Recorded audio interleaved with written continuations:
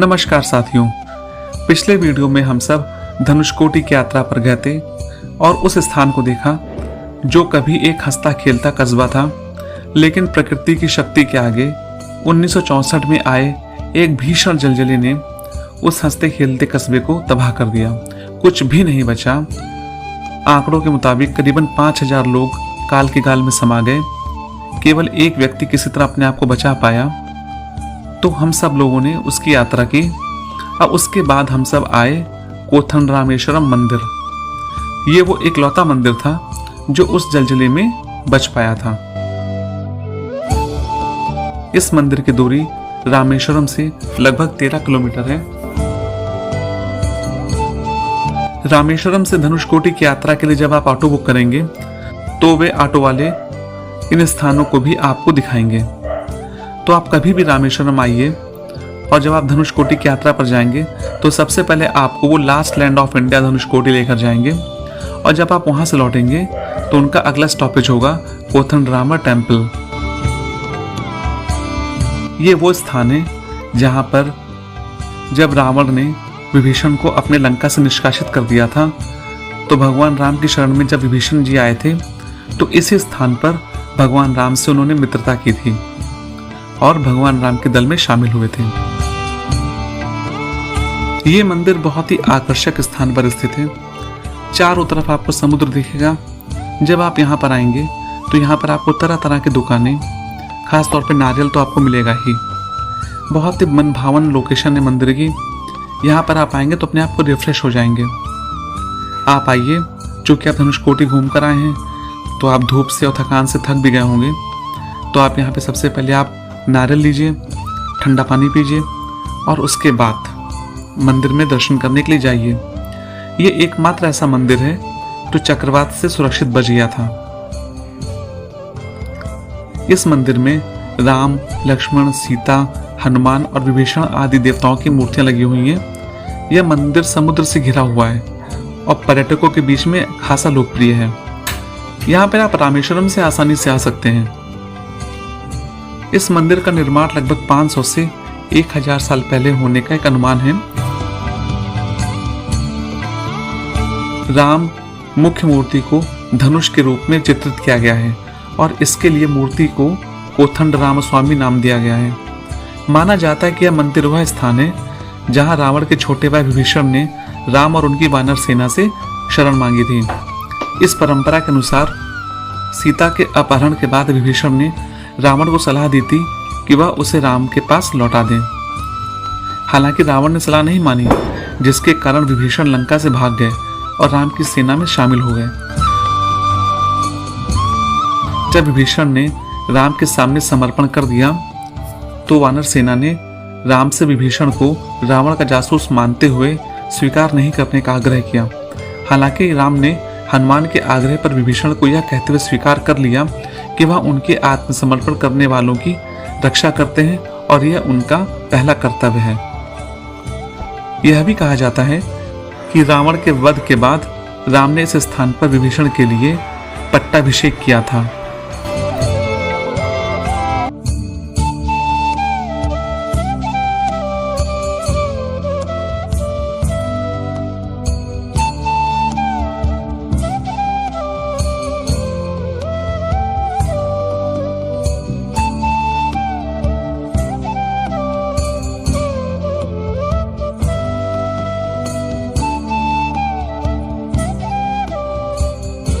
रामेश्वरम में बिलुंडी तीर्थम एक प्रसिद्ध पर्यटक आकर्षण है।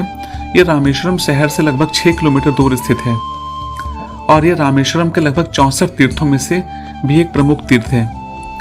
बिलुंडी तीर्थम समुद्र तट, शांत ज्वार के साथ एक शांत जगह पर स्थित है।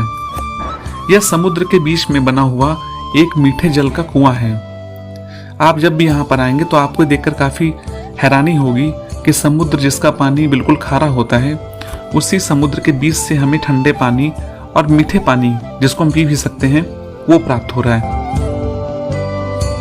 खारे जल स्रोत के अंदर एक शुद्ध और मीठा जल स्रोत होने के कई भी वैज्ञानिक कारण हो सकते हैं, लेकिन रामायण से एक पौराणिक कथा है जो कि इस स्थान पर यह बताती है कि इसका पानी मीठा क्यों है।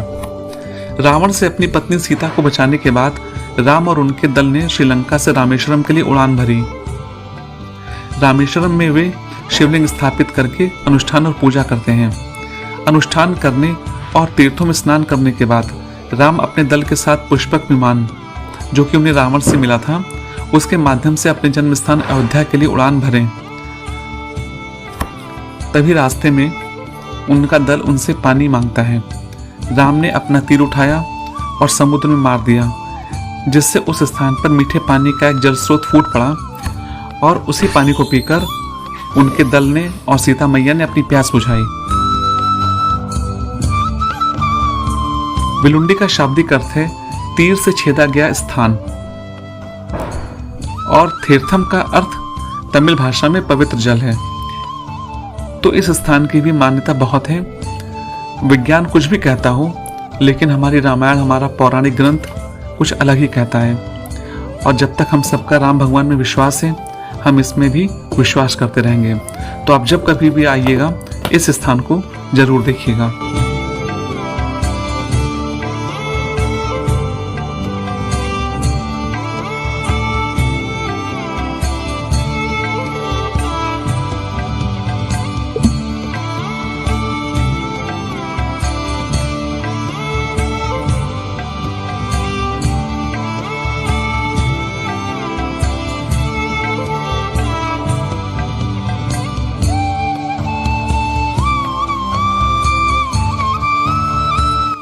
इस मंदिर में दर्शन करने के बाद हम सब इस सदी के महानायक missile man doctor APJ Abdul Kalam के घर भी गए, जिसे हाउस ऑफ कलाम भी कहा जाता है। और इसका भी महत्व किसी धार्मिक स्थान से कम नहीं है, क्योंकि वो आधुनिक युग के राम थे, जिन्होंने हमारे देश को सुरक्षित करने के लिए बहुत ज़्यादा काम किया। तो यहाँ पर भी जाकर बहुत अच्छे अनुभव हुए। यहाँ पर आप जब भी आएंगे तो आपको अब्दुल कलाम के जीवन से संबंधित तरह तरह की चीज़ें देखने को मिलेंगी।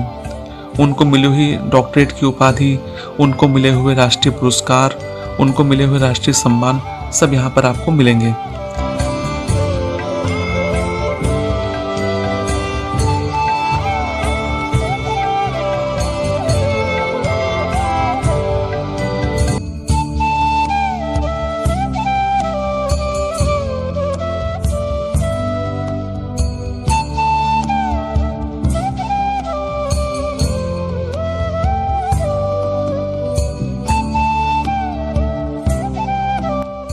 इसी मंदिरों को देखने के क्रम में हम सब पहुंचे भगवान राम के मंदिर में। मंदिर का प्रांगण बहुत ही विशाल है और बहुत ही खूबसूरत है।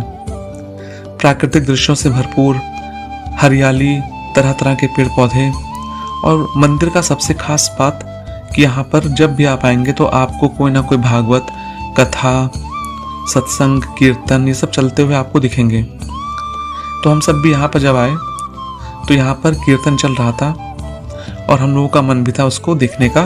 तो हम सब कुछ देर वहां पर बैठकर उसका आनंद लिए।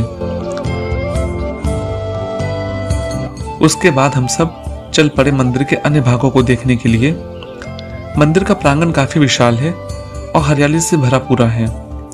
साउथ के मंदिरों में एक खास बात है कि यहाँ की बनावट प्राचीन शैली की है, चाहे वो चोल वंश के शासक हो, चाहे द्रविड़ शैली हो, लेकिन मंदिर आपको बहुत ही अच्छे से और पूरी श्रद्धा के साथ बनाए हुए दिखेंगे। इस मंदिर में राधा कृष्ण भगवान का भी एक मंदिर है, जिसको देखने का लोभ हम सब नहीं छोड़ पाए और हम सब वहां पहुंच गए। राधा कृष्ण के मंदिर के अंदर आपको सामने भगवान कृष्ण और उनके बगल में राधा जी की प्रतिमा दिखाई देगी, और वहां पर अन्य देवताओं की मूर्तियां भी और फोटोएं भी लगी हुई हैं। बहुत ही अच्छा मंदिर है, आप जरूर देखिएगा इसको। इसके बाद जब हम सब बाहर निकलते हैं तो कुछ ही दूरी पर गोवर्धन पर्वत का भी एक आपको प्रतिकृति बनी दिखेगी। कहा जाता है कि इसके निर्माण में असली गोवर्धन पर्वत से लाई गई मिट्टी का इस्तेमाल किया गया है।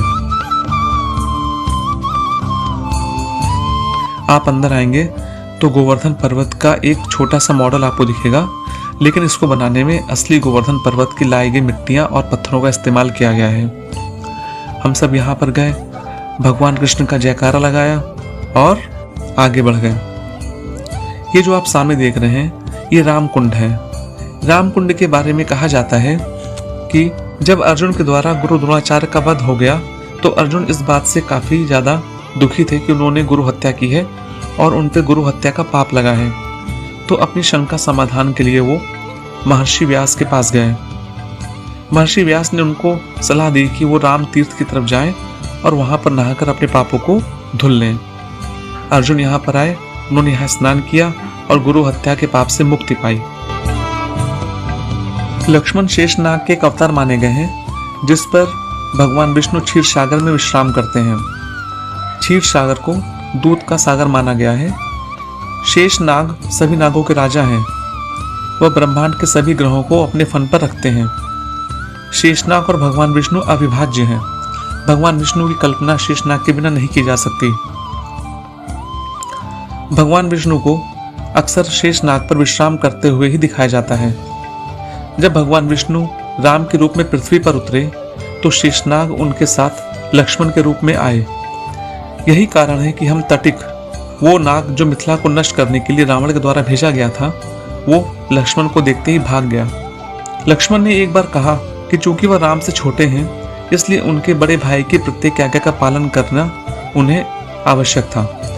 यही कारण है कि बड़े भाई बनने की उनकी इच्छा अगले अवतार में पूरी हुई, जब भगवान विष्णु छोटे भगवान कृष्ण बने और शेषनाग उनके बड़े भाई बलराम बने।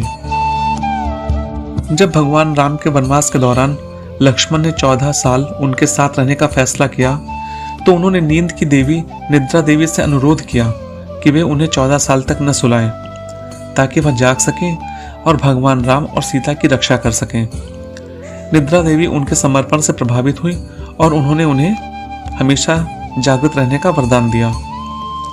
यही कारण है कि लक्ष्मण को गुड़ाकेश के नाम से भी जाना जाता है।